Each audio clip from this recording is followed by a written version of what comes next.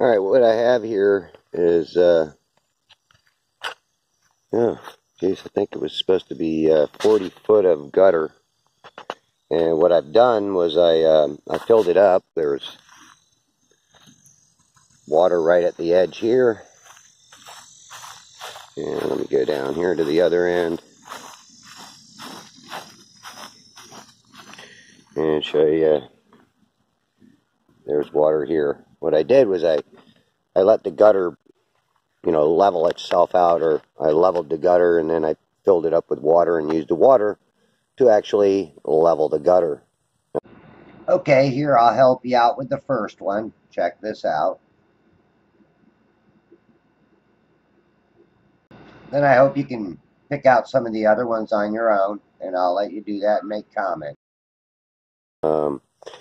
And I'm going to use my cell phone for this first test. I don't know how well it'll work out because I have no zoom to it, but I mean I do, but it isn't going to be much of a zoom. But what I'm going to do is I got this little thing here. When I bought a battery, it went over the terminals. But it kind of looks like a boat in a way. So what I'm going to do is I'm going to place it down at this end, on the very end of it. And I will also do this with the B700 camera. But first I want to do it with this. I was going to try to use my tripod to set my phone up, but what I'm going to do is get down here and try to get level with the water. Oops, I can't touch it because then the water comes off the end. And I really don't want it going into my phone. I already lost a phone this year. And let me put a little zoom to it. Okay. And right off the bat, you can see that, you know, the mirroring down there. But, you know, even when I zoom back, you can see how that is almost right at the point of, you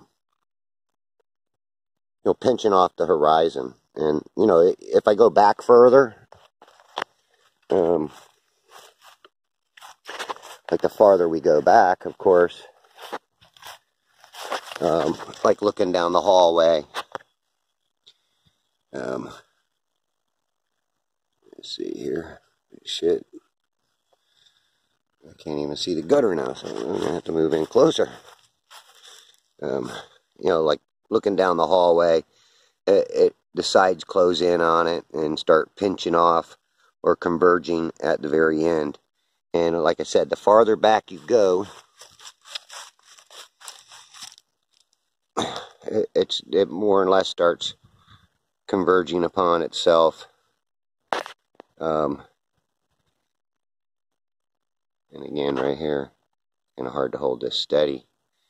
I think I'm going to have to do this with my B700,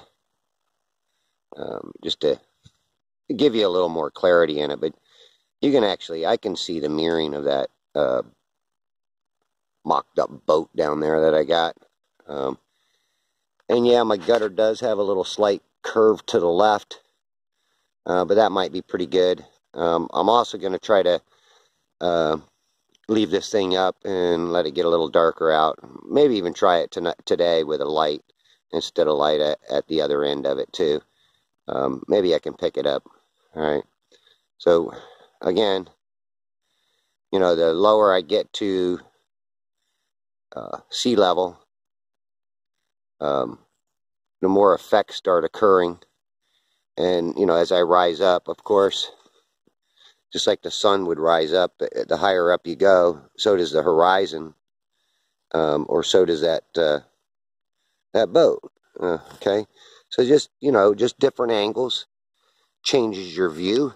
And this is something that, man, I mean, I don't know why people really don't understand this. You know, you get down closer to sea level and things can start getting what appear to be cut off by the different effects of everything. All right, I'm going to shut it off and try this like this, because I'm pretty much took me a long time to get it level, but I wanted to do this and even zoom in a little bit more here to show you that how that water line is reacting down there to. I just wish I had. I will be doing this with the P. We got something floating in the way here. It's kind of it's way down at this end, but it's looking pretty cool down at the other end too. But you can kind of see where that water line is, and look at where that boat is, or that plastic thing at the end that's supposed to represent a boat. And let me just, I'm at 6.5 zoom. Let me back it out just a little bit. Maybe I can get a better resolution to it, and also show that I am above, my lens is above the water line. It's not like it's below it.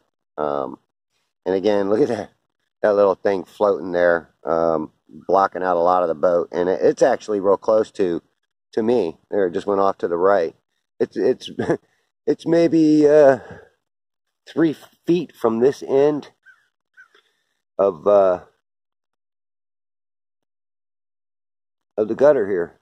So that's pretty interesting. The other thing I want to do, and hopefully this doesn't wash my boat off the other end, but I'm going to get the water, you know, doing a little bit of a wave here by just throwing some water in it. And look at that. And the water is going to roll back off of this side and level itself back out, I'm sure.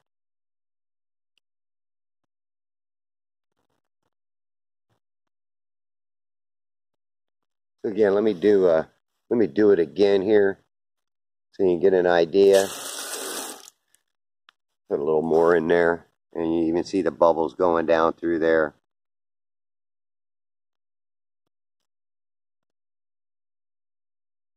And it's going to work back my way. Of course, I'm way down at this end. And let me do it again. Let's try to get the water to hit out in the middle here. Further down and down toward the center of the gutter. That's really what I want people to see, is how that water reacts.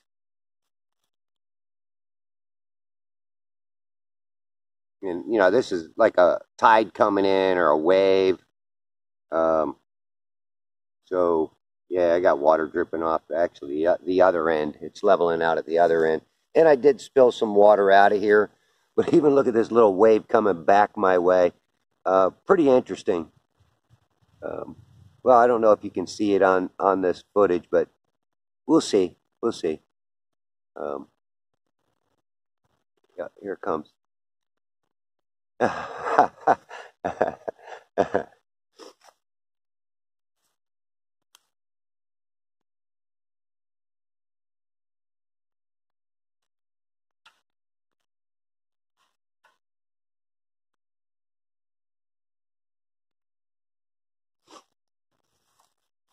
Again, I'm going to hit it again.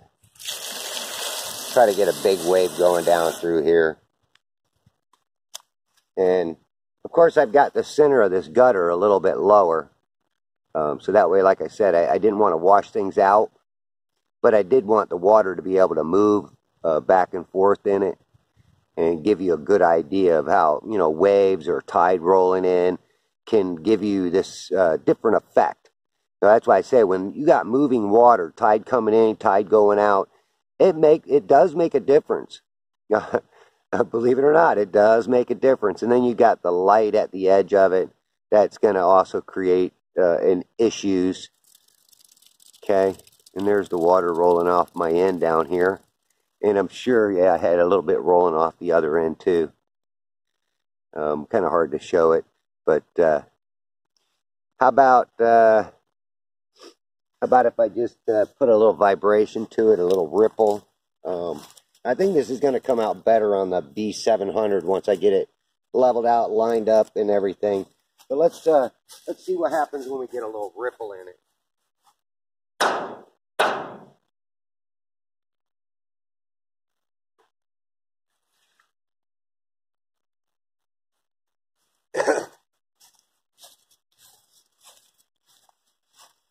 Actually, I wish I could get a kind of like get some to vibrate a little bit more. There, you can see this, but like I said, let me shut this off and go with the B700 and see if we can't get some better resolution on this, because I think that's what it's going to take, is some better resolution. All right. So again, well, here, let me try this. I know that ain't very well resolved, but this, I mean, at least you can see it a little bit better. So again, I'm going to just squirt water down at this end and create a little wave and show you that that wave can cut off the lower part of the boat. Even the bubbles I mean, little bitty bubbles above the water, blocking things out.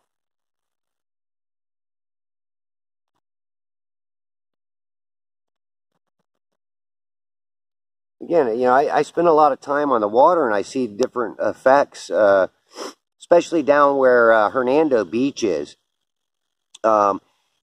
If you're sitting on one of those islands that are Hernando Beach, and say the wind's coming offshore, look at that. Say the wind's coming offshore, and the wind's blowing the water up in towards you. Then what happens is it literally will push that water up into the shoreline, and it will create like a little wall of water. I mean, it builds up because the wind's pushing it. It can hold back that water, and then if the tide's roaring out or pulling out, I mean, I've sat on the edge between, like, there's a chain of islands, and then if you're in between one of those islands and you're looking over at the other one, you can see that the water that's up in the bay is higher than the water that's getting ripped out by the current, and the water's just slowly spilling into that faster moving water. It's actually like pulling it out, but that winds keep pushing it up in there, so that water that's up in the bay is higher than the water that's actually right there in the current. It's kind of hard to explain and show, but maybe one day I can get out there with my camera and be able to get it down low enough to where you can see this change or this difference. And that's why sometimes too, when you see the boats coming out of Hernando Beach, sometimes they'll be cut off at the bottom. But that's only because the water that's closer to me is higher, because it's still up in that bay, and there's a whole long line of rocks that act as a dam to keep that water from just getting pulled out into that quick moving water, into the stream of water much faster. So again, it is the way, I mean, you can go there and actually look at it with your own eyes and see that the water in the bay area is higher than the water that's in the channel itself, getting ripped out by the rip current or by the tides pulling in and pulling out. One more time on this.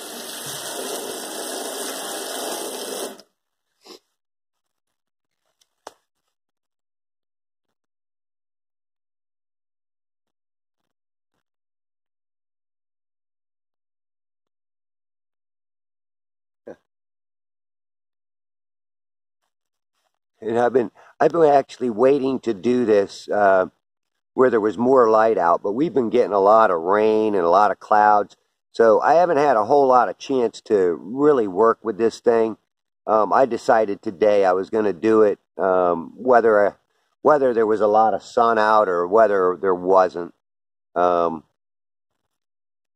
actually, I think it worked out pretty good so far. I mean, look at that water's rolling back to my end again.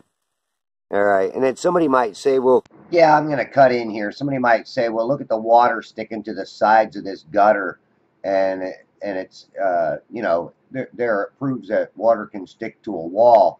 Well, no, that's kind of like condensation beating water, and once enough condensation builds up, it's going to roll off because of the weight of the water. It's going to pull it down. So no, I don't take that as proof, Because if that was the case, then when we sweat, the sweat would stick to our head, stick to our nose, and we'd all drown to death in our own water that we sweat out of our bodies. So I'm not agreeing to that. Even at the edge of this, there's a little bit of like a little edge, but across the water, it's going to level itself out.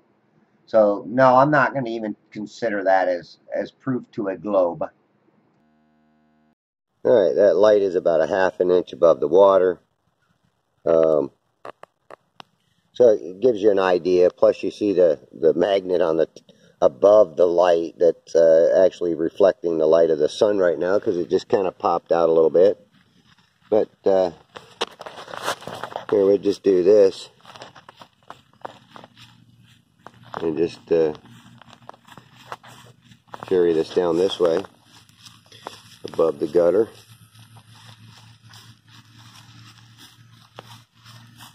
And then what if I zoom it in a little bit? You see that light down there. Zoom it in a little bit more. And then let me bring it right here. My other camera's catching the back of my head. And I'm lowering it down, lowering it down, lowering it down. Oh, come on. A little too low and got out of focus.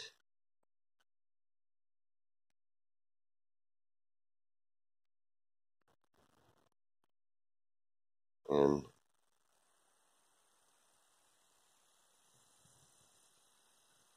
it'll rise up.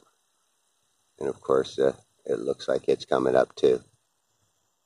So that's a myth about standing up and being able to see the sun again. It's just parallel lines. You'll see farther because you're rising up. You're increasing your height. So that, you're not looking over the curve. They want you to think that you're looking over the curve. Come on, people. Man, you got common sense. Use it. All right.